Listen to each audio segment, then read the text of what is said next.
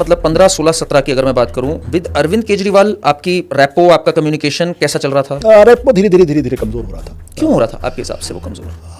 हम मुझे लगता है कि वो जो पार्टी जिस रास्ते पर चल पड़ी थी उससे मैं थोड़ा सा डिसएग्री होता जा रहा था, उससे मैं थोड़ा सा सहमत नहीं था। वो उनकी अपनी लाइन थी।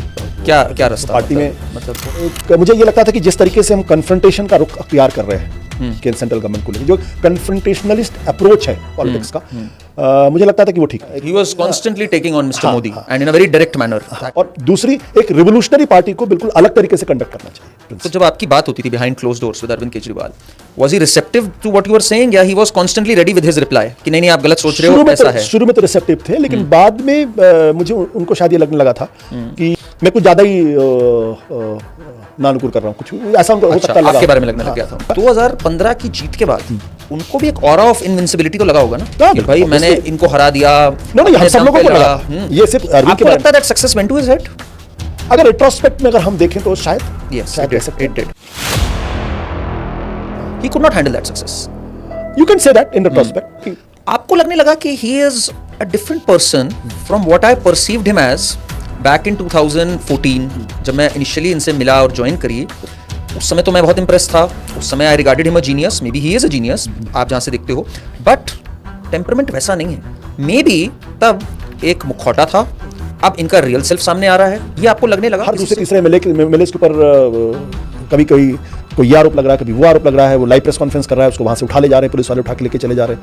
अनइमेजिनेबल प्रेशर फिर ये भी आ गया कि जो आपके पार्टी के दफ्तर, आपने विज्ञापन कितने करोड़ रुपए खर्च किए हैं, उसको देना है, पार्टी दफ्तर आपका वहां से खत्म। तो प्रेशर बहुत ज्यादा था, भयानक प्रेशर था, अनइमेजिनेबल प्रेशर था।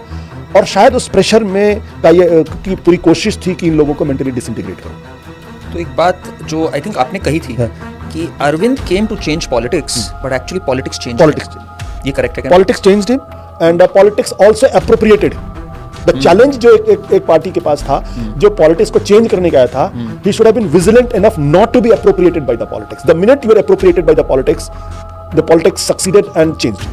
तो आई थिंक एक ऐसा चक्रव्यूह बन गया जिसमें पार्टी को बदलना ही था, ऐसा मुझे लगता है।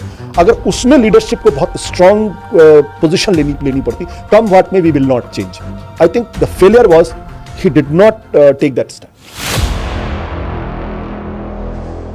बट दबाव था या क्या था, वो धीरे धीरे वो बदल गए और उनको भी लगने लगा अगर पॉलिटिक्स में रहना है, सर्वाइव करना है, तो यही रास्ता। Do you sometimes look back and feel कि आपकी और उनकी जो इक्वेशन थी दैट वेंट डाउन?